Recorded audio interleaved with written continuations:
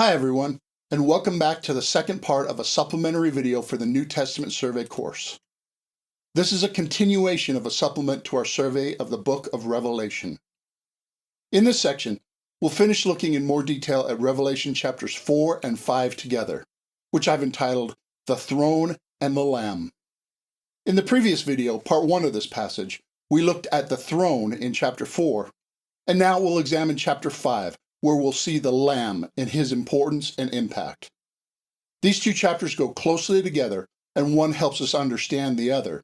So if you've not seen part 1 of this section, I highly recommend you check it out before this one, because we won't do much review of that chapter here, and it's very helpful for understanding this one. Let's just jump in and read chapter 5. And I suggest that you keep your Bible open and read along, and then follow along as we then work through these verses.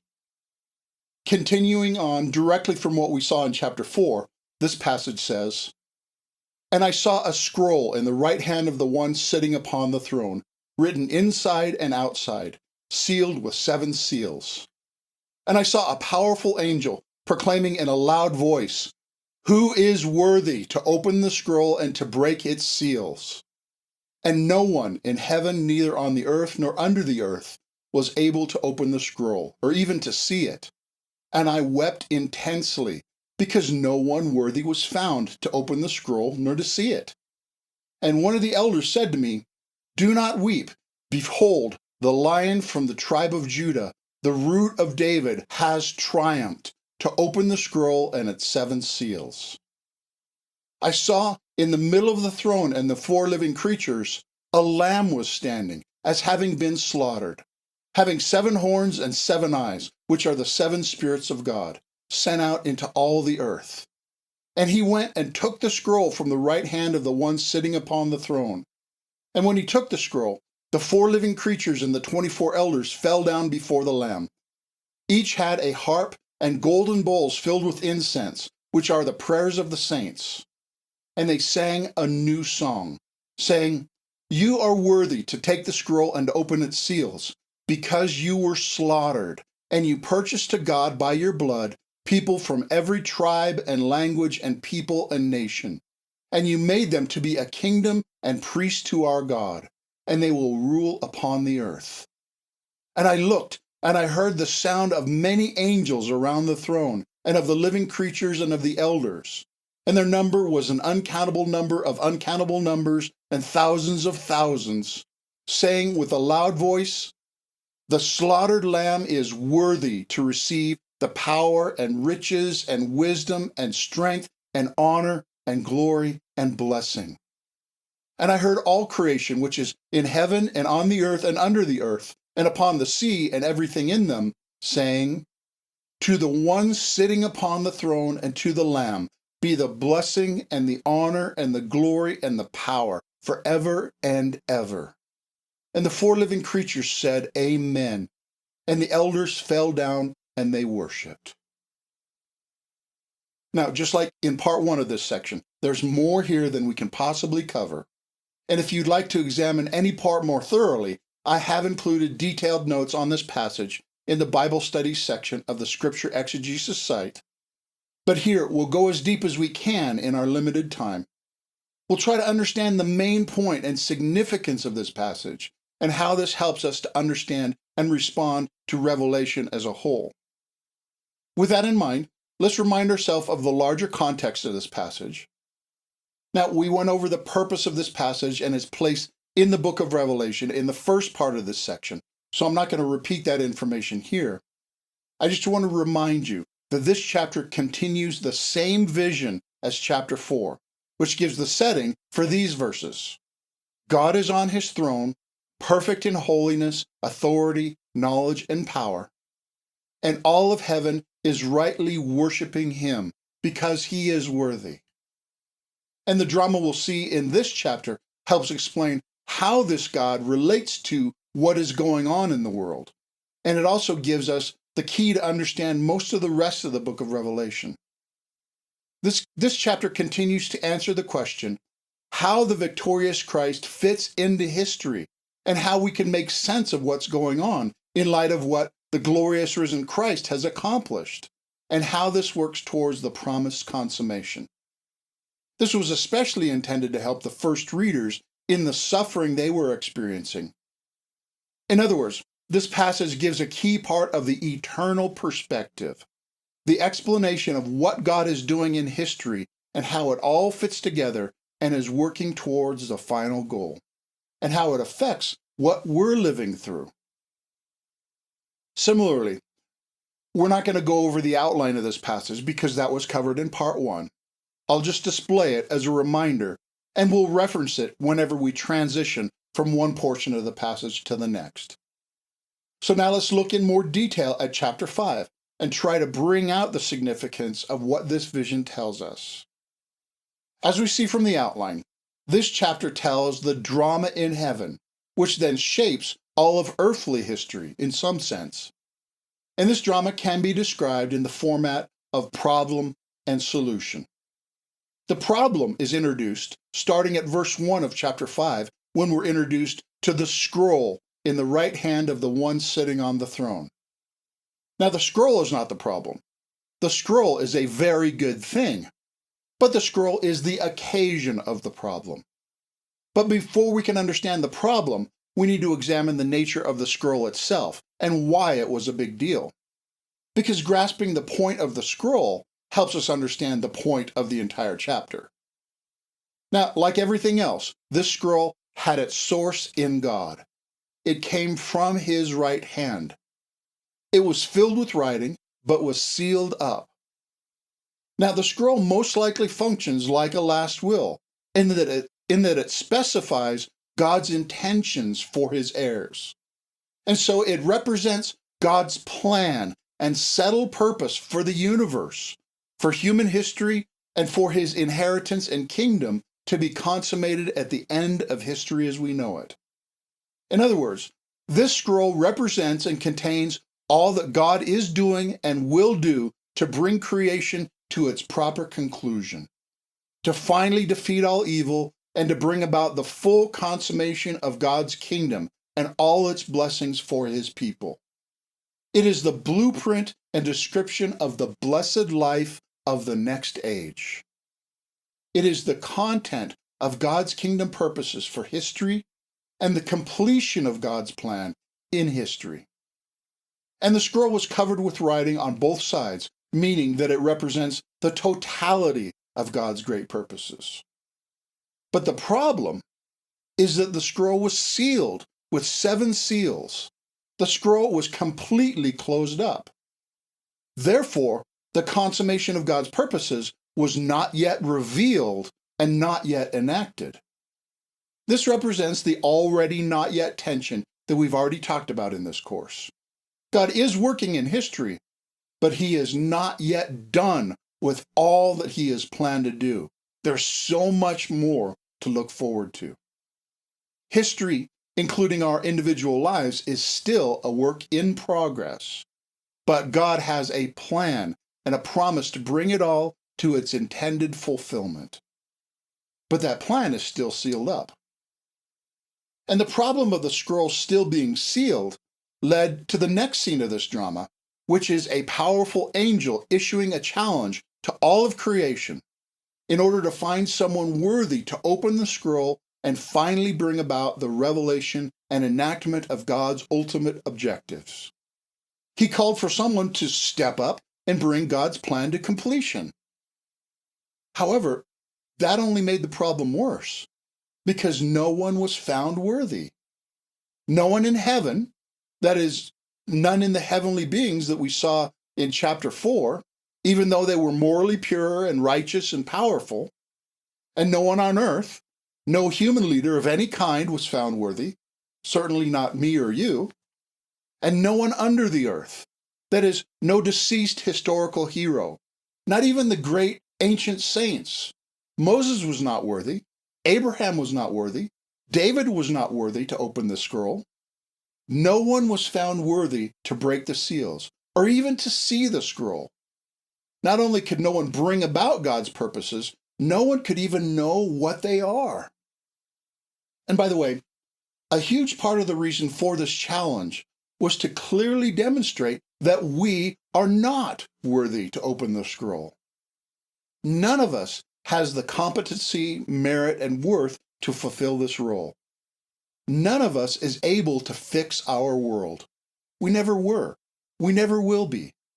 No one is qualified to play God except God. Now, there's always a temptation to think that we or some other human or some human institution will be wise and competent enough to solve all our problems and bring about paradise on earth. In Revelation, we see pretenders and false prophets trying to counterfeit God and claim that they are the solution to the problems of humanity. But all of this is a sad joke, because we humans, we're the cause of our problems, not the solution. Humanity is never the hero of this story. And when we try to usurp God's role, it just gets worse and worse. All throughout history, all human schemes that promise utopia quickly turn dystopian and tyrannical. And so this passage makes it very clear that no one was found worthy to break the seals and fulfill God's purposes in history, because he is God and we're not. And John responded to this by weeping intensely, not just shedding a tear, but passionate lamenting. Now, what is going on here? Why did John mourn so severely? Was he just a drama queen? Was he overly emotional? Well, no, I don't think so. Let's think about why this was such a big deal to him. Understanding why John was so distraught is helpful for seeing the meaning of this passage. Now, of course, it clearly says that John wept because no one was found worthy to open the scroll. So let's try to connect the dots here to see why John thought that that was catastrophic. You see, if no one is able to break the seals and open the scroll, then God's purposes will remain unknown and unaccomplished.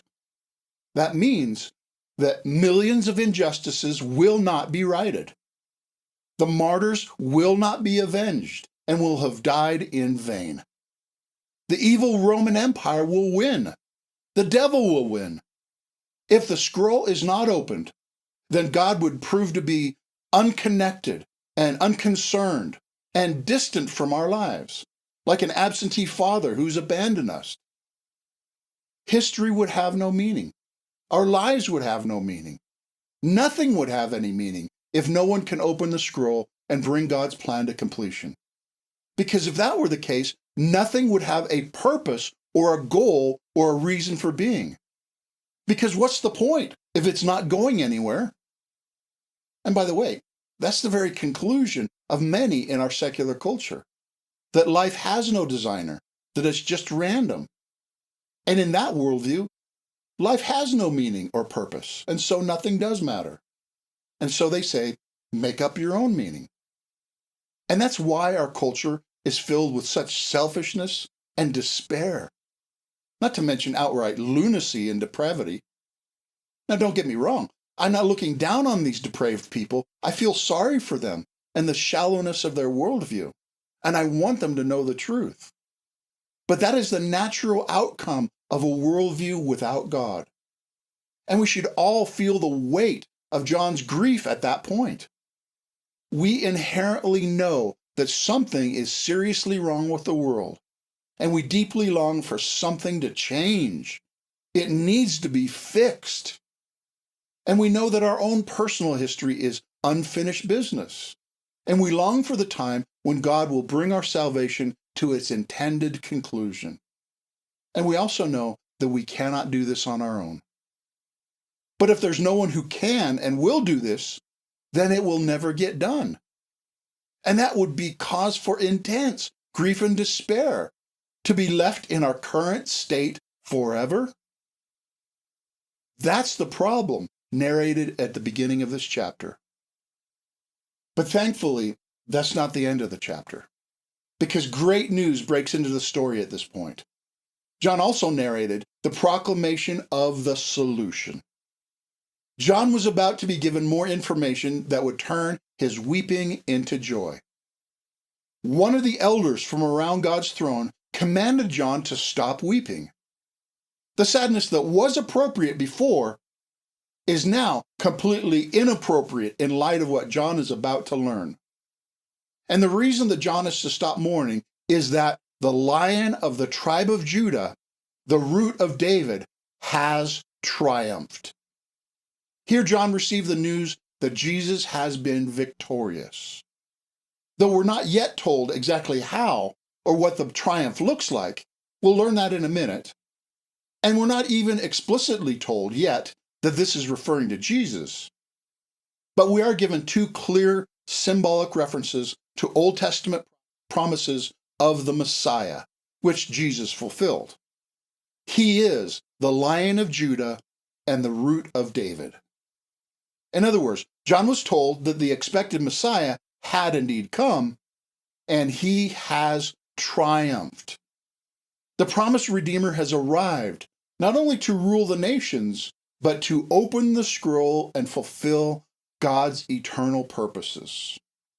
All that John had hoped for had happened in Christ. So he should stop weeping and begin rejoicing. Christ has prevailed in the struggle and made a way for God's salvation and kingdom. The good news of Jesus is true, and it makes a profound difference for all of history. It makes a huge difference for all that John and his readers were going through, and it makes a difference for every part of our life as well. And then the vision changes gears to explain how the Lion has triumphed and what this meant for John and the readers. And so John transitioned to describing what he saw next. And he did not see a lion, as you might expect, but rather he saw a lamb on God's throne, looking like it had been slaughtered. So it turns out, in the symbolism of Revelation, that the lion is a lamb and the lamb is a lion. Now, we're not supposed to visualize some blended creature that's half lion and half lamb. This is just a combined metaphor, adding one symbol to another to tell the fuller picture of all that Christ is and has done. Because technically, he's neither a lion or a lamb. He is God incarnate. And a lion and a lamb are symbols used to describe something about him. But in this symbolism, he's not half lion and half lamb. He is all lamb and all lion. He's not a wimpy lamb, but a kingly, strong warrior lamb. And he's not a beastly lion, but a gentle, humble lion who gives himself on behalf of others. Now, these symbols might seem like they don't fit together, but they highlight how Jesus was a leader that was different than their expectations. And we saw earlier in this course that they expected a warrior king, but got a suffering servant. Now, in Revelation, we see clearly that Jesus is also a warrior king who will defeat all evil, but he turned out to be far better than just a military king. And one of the primary ways that he was victorious is that he gave himself as a sacrificial offering on behalf of the sins of his people. Remember that he does not win just by sheer power, but also by holiness and righteousness and grace. He is just and the one who justifies. He rules like a lion because he died like a lamb. And he rose triumphant over all creation, not only because he is the sovereign one on the throne, which he is, but also because he is the one who conquered death itself. He rules in strength because he gave of himself in apparent weakness, and he therefore is worthy to open the scroll. And John pointed out that the Lamb was in the center of God's throne. The Lamb was in God's place on the throne in order to emphasize that the Lamb is God. The Lamb, who symbolizes Jesus, is equal with God, sharing his throne in a way that the elders and living creatures do not. Yet the Lamb is distinguished from the eternal one sitting on the throne. And this fits well with the traditional doctrine of the Trinity, and doesn't make much sense unless the Trinity is true. And also the lamb looked like it had been slaughtered, referring to a violent death. And this clearly connects back to the Old Testament sacrificial system, where a lamb was often killed as a sacrifice in order to provide atonement for God's people. And elsewhere in the New Testament and the rest of Revelation, Jesus is referred to as the Lamb that was slain, and the Lamb that takes away the sins of the world. And in a few verses, John will elaborate more on what the Lamb's death means for his people.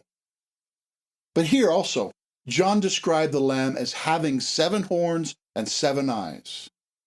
Now, horns are a regular Bible symbol for kingly power, and the number 7 usually symbolizes perfection and completeness. In other words, the Lamb is said to have the fullness and perfection of kingly power and authority. Now, later in Revelation, evil beasts are said to have 10 horns, and they attempt to challenge the rule of the Lamb. We all know in arithmetic, 10 is greater than 7. But in this symbolism, 10 horns represents a lot of power, but 7 horns represents the perfection and totality of power. So the Lamb is stronger than all pretenders to earthly power and authority. He is the true and perfect King. And as we saw in part 1, eyes are a symbol for knowledge, with 7 eyes symbolizing perfect knowledge. The Lamb is aware of everything that happens in the universe. He is all-knowing. And this is reinforced by the reference to the 7 spirits of God sent out into all the earth.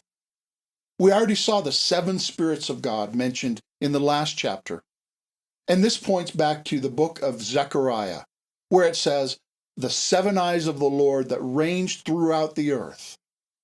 Therefore, the 7 spirits symbolize the all-searching, all-seeing, and therefore all-knowing character of God and the Lamb.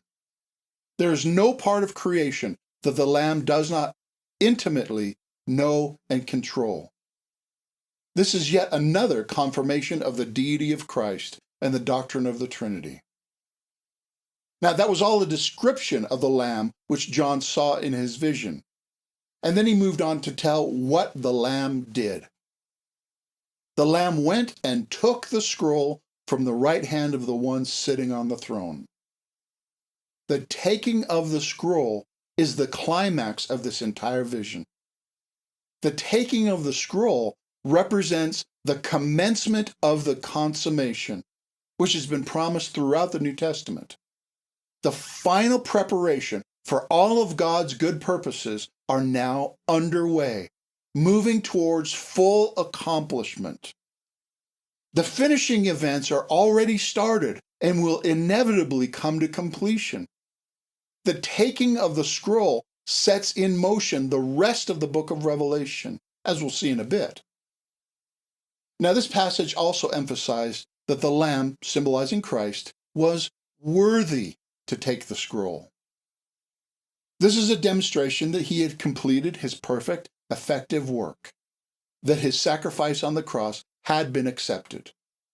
The cross and resurrection were the most important events in all of human history, and the taking of the scroll to complete God's purposes is the planned result of the cross and resurrection.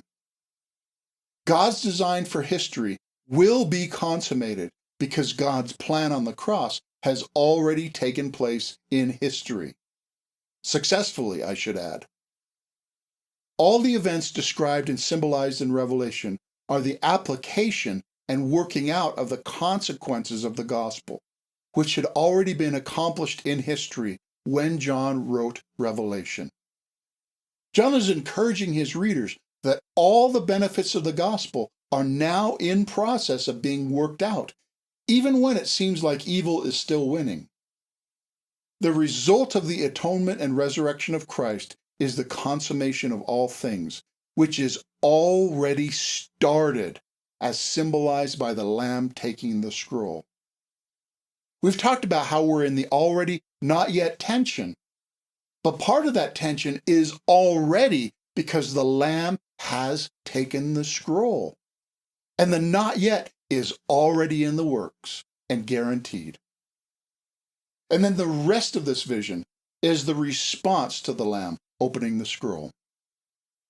First John told the immediate response to the Lamb taking the scroll, and that response was worship and celebration. Heaven exploded with joy at the triumph of the Lamb. Now, that would be blasphemy if the Lamb were not equal with God himself. The Lamb is worshipped as God, which is more evidence of the Trinity. And all the details tell how and why the Lamb was worshipped. Just like in the previous chapter, this chapter describes both the actions and the words used in worship. So when the Lamb took the scroll, the living creatures and the elders fell down in worship before the Lamb. And John recorded that they each worshipped with a harp and a bowl of incense. A harp represents joyfulness and celebration.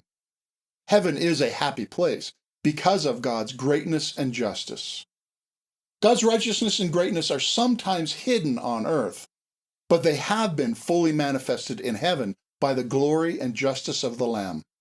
And that is a guarantee that this joy in his glory and justice will eventually be fully manifested on earth as well. And they each worshiped with a bowl of incense, which represents the prayers of the saints. Now, in the next chapter, the saints are described as crying out for justice because they've been persecuted and killed for their faith. So here, the prayers of the suffering, persecuted people of God are included in the worship of the Lamb because he received the scroll and was beginning to bring about the consummation. The consummation includes the vindication, justice, and eternal reward for God's faithful people. Their suffering is not in vain, and God will repay because of the Lamb. Their prayers actually made it to the throne of God. Their prayers have been effective and have been answered by the Lamb taking the scroll. And so heaven sang, worshiping the Lamb with music. And John emphasized that they sang a new song. Now, that's not talking about new styles of music or addressing that issue at all. Whenever the Bible talks about singing a new song, it's in the context of God having done something new to sing about. In other words, the new song is a response to the new thing that God has done. Heaven has just experienced a new revelation of God's greatness and salvation. The Lamb has overcome and is now beginning to bring God's purposes to consummation. He's taken the scroll, and so heaven responds to this new phase of history with a new song. Now, sometimes we can take that for granted. Like, well, of course Jesus rose from the dead. And we don't always realize what a monumental thing that really is. Think about it. If Jesus had not died and risen, God's purposes would not be fulfilled. There would not be a single redeemed person. There would not be a new heavens and a new earth. There would not be a people of God enjoying him forever. There would be no hope at all. But Christ has died and risen from the grave. The universe has forever changed for the better. Therefore, there is a dramatic new thing to sing about, and therefore heaven exploded with praise. And the content of the new song is that Christ is worthy. This is basically repeating back the earlier challenge, where the angel said, "Who is worthy to take the scroll and open its seals?" And the answer here in the song is, the Lamb is worthy to take the scroll and open its seals. That's who's worthy. And they elaborate and proclaim some of the reasons why he is worthy. First, because he was slaughtered. It's not just the fact that he died, or even the manner in which he died, because thousands of people died on Roman crosses. It's because he lived a perfect, sinless life and did not need to die for his own sins, and so he could die for the sins of his people. It's because he was the innocent substitutionary sacrifice voluntarily offered to pay the penalty of the transgressions of others. The meaning, purpose, and result of his death on the cross as an atoning sacrifice is a primary reason why the Lamb is worthy of worship. And the same idea continues in the next phrase, that he purchased people for God. In earlier sections, we've talked about the idea of atonement and redemption. The Christ death purchased our freedom and release from the guilt, punishment, and power of our sin. This idea is seen throughout the New Testament and reinforced here. And then John highlighted that the people redeemed by his death represent all groups of humanity. Not every human, but every kind and group of humanity is represented. Every ethnic group, every language group, every national group, and every social group is impacted by the redemption of Christ. And all these groups will be seen in the makeup of God's people for all eternity. And speaking of all eternity, the living creatures also mentioned, as part of the reason that the Lamb is worthy, that he gave his people a calling and a destiny. He made us to be a kingdom and priests to our God, and we will rule with him upon the earth. And that fulfills the Old Testament promises that God's people would be a kingdom of priests and a holy nation, and that his people would be stewards over creation. The atonement of the Lamb has brought about the restoration of God's people to his high calling for us. Because of the Lamb, your life has meaning and direction and significance. We will participate in God's rule of the universe and his restoration of all things. And all genuine believers have a significant part to play. Now, of course, there are many more reasons why Jesus is worthy of all praise and worship, but these are the specific things mentioned in this passage in their praise to the Lamb. They rehearse the gospel and its consequences for God's people as the reason why the Lamb is worthy of worship. And of course, the clear implication is that God's people should participate in that praise of Jesus, even now. And that's also implied in the rest of the passage, where the worship is expanded to include all of heaven, and then later to include all of creation. In the last paragraph of this passage, John broadened the focus to depict absolutely everything worshiping the Lamb and the one sitting on the throne. John next described an uncountable number of angels around the throne joining in the worship of the Lamb. And they also were proclaiming with a loud voice that the slaughtered Lamb is worthy. Notice that this verse again highlights that the Lamb was slaughtered, and it highlights that he is worthy. And both of those items repeat the emphases from earlier verses. And the content of their praise echoes what we saw back in chapter 4, verse 11, where the one sitting on the throne was praised with similar language. The Lamb as well is worthy to receive. And again, he does not receive in the sense that we could give him something he doesn't already have. Like I've often told students, I don't give them a grade. I just write down the grade that they've earned. In a similar way, heaven does not give these things to the Lamb, but recognizes and acknowledges the fittingness, the rightness of the Lamb possessing these things. They proclaim 7 attributes that the Lamb is worthy to receive: power, riches, wisdom, strength, honor, glory, and blessing. And the fact that there are 7 may indicate that the Lamb is worthy to receive the perfection and fullness of all praise and blessing and glory, etc. Now, I've tried to explain these terms in more detail in the additional resource I mentioned earlier, if you want to explore them further. But to summarize, all heaven proclaims that the Lamb is worthy of worship because he's qualified to fulfill the destiny of the universe.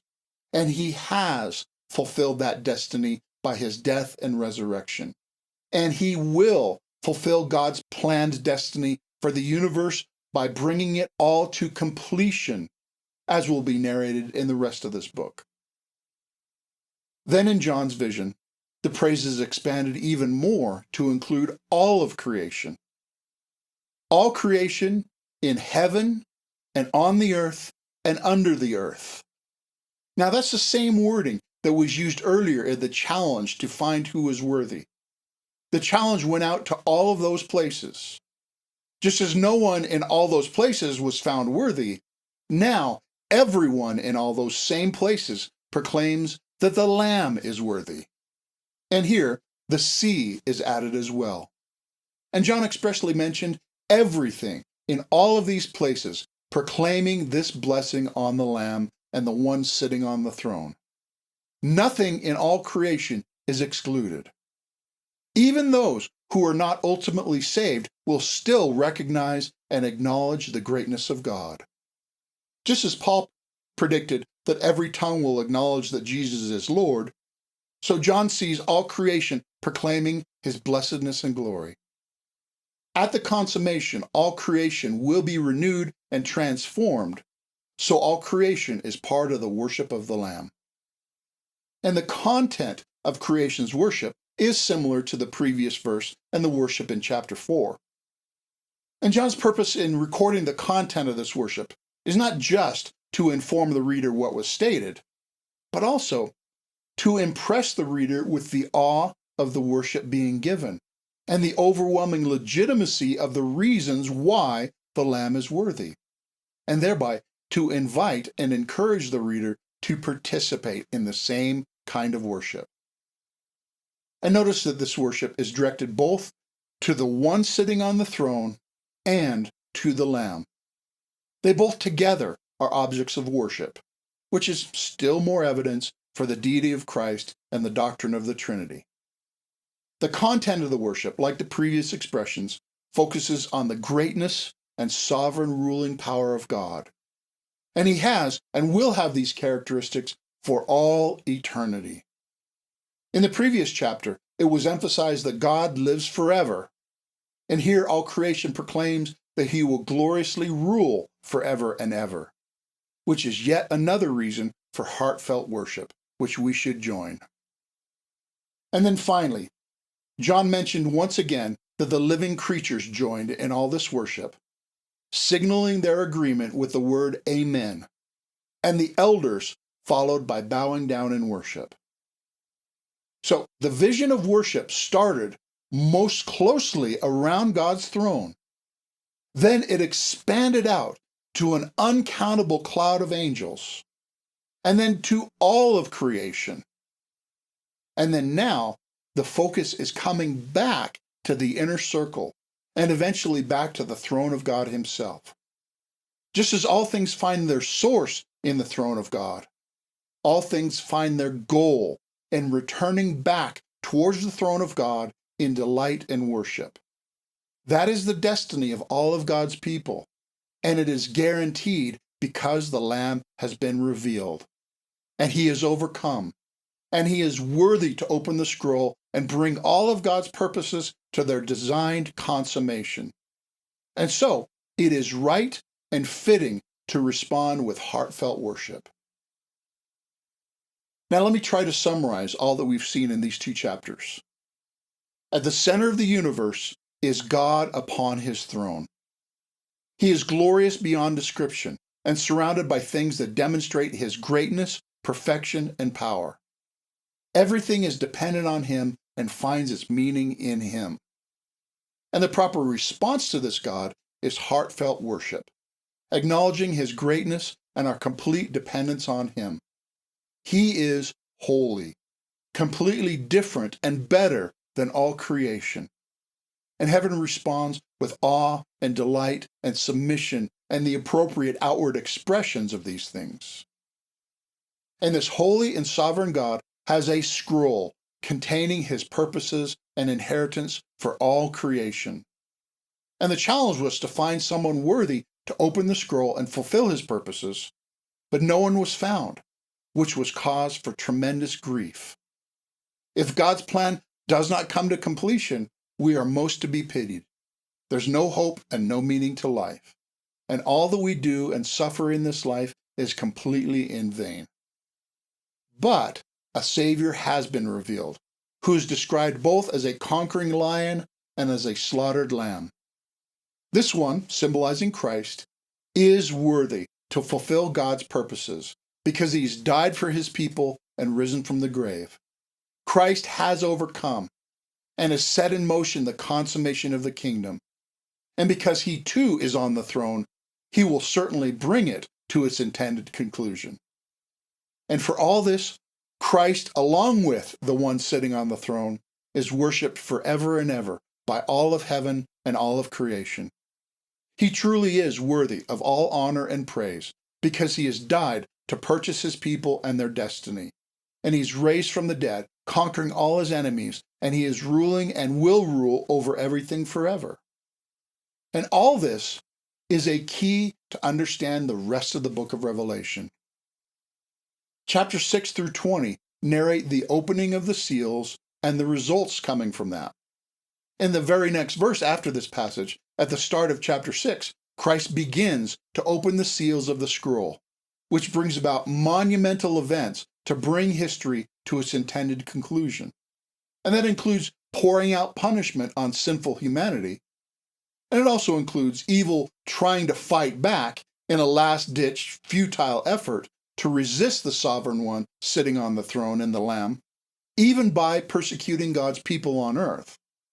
But we'll look at all that in the next supplemental section.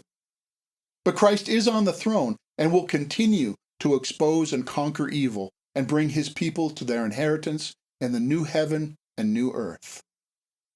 And then chapters 21 and 22 narrate the content of the scroll, the eternal blessing of God's people in his presence forever.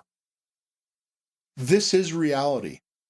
Christ has won, and he is in process of consolidating and expressing his victory in all of creation, including our personal and corporate histories. Human kings and rulers pretend to have all control, but that's not reality, only propaganda. John's readers suffered for a while because they would not say Caesar is Lord. Rather, they said Jesus is Lord. And they were right. And now they are enjoying their reward.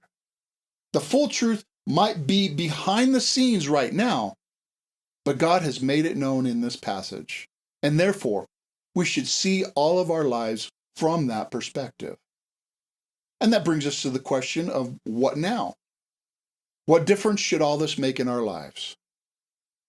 Well, in one sense, our response to this passage should be the same as our response to the entire book of Revelation, which we touched on in the survey of the whole book.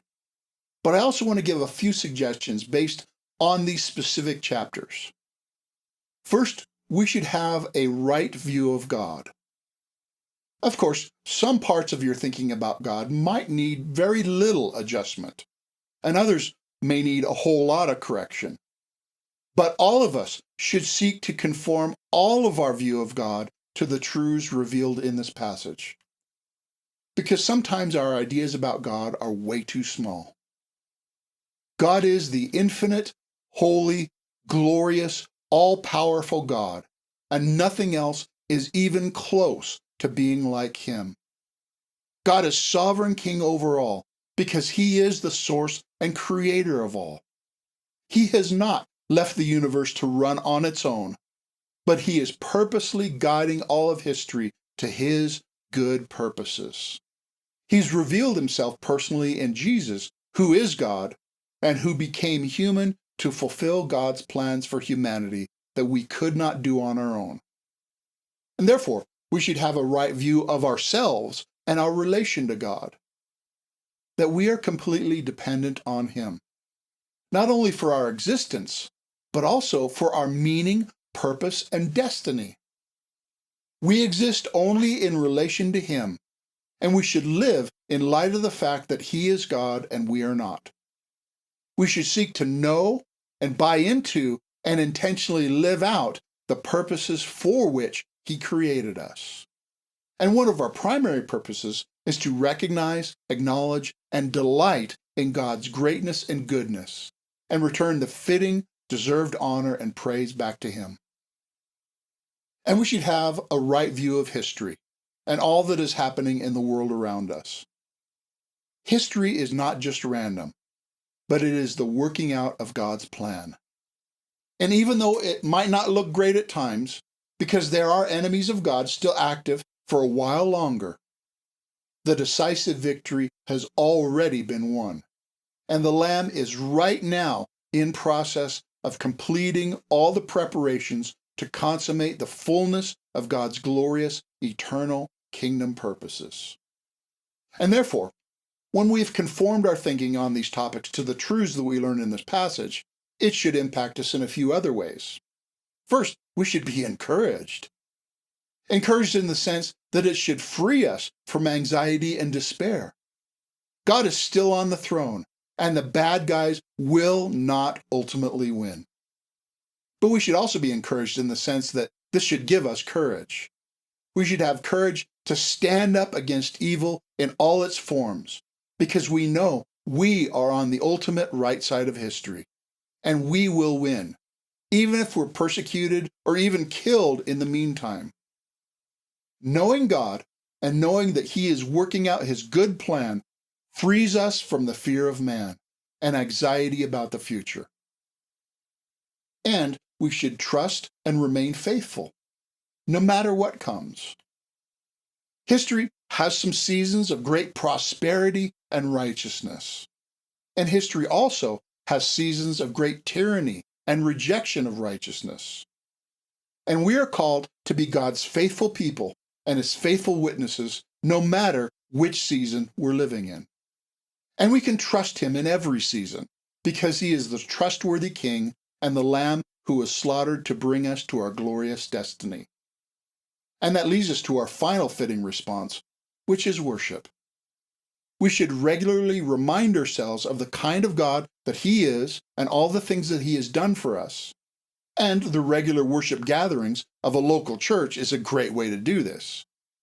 We should be regularly exposed to the truth about Christ, His character, and His salvation, and we should join with all of heaven and with God's people in the fitting response of gratitude, honor, joy, delight, heartfelt praise, and an attitude and lifestyle in submission and obedience to such a great God. These are some of the appropriate ways that we can respond to the heavenly vision that we have seen in this passage. So now, let's review. In this passage, we learn God is beyond description, God is self-existent, and that means that we are dependent on Him for everything. God is creator, and that means that we're debtors to Him for everything. God is Lord of history, and that means that we get meaning and direction from God's purposes. God is a gracious Redeemer who was slaughtered to purchase us back from destruction, and who's conquered all our enemies. And that means that we are double debtors for everything.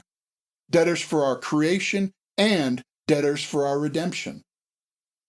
And God has destined us to inheritance as His people. That means that we are double dependent debtors with a direction and destiny beyond doubt. And that should cause a response of worship, because He is worthy. Now, I hope that this attitude of awe and gratitude is what you've experienced as we work through this passage. And like I said earlier, there's so much more in this passage that we could look at. But I hope this has given you a solid understanding of the main ideas in these chapters. And I also pray that you take this message to heart and let it encourage and motivate you to stand firm and faithful, knowing the true reality of history, because you've been given a peek behind the scenes. In the next supplementary section, we will explore some of the resistance to God's kingdom and how God's people can overcome, as described later in Revelation. And I'm looking forward to it. Thanks for watching.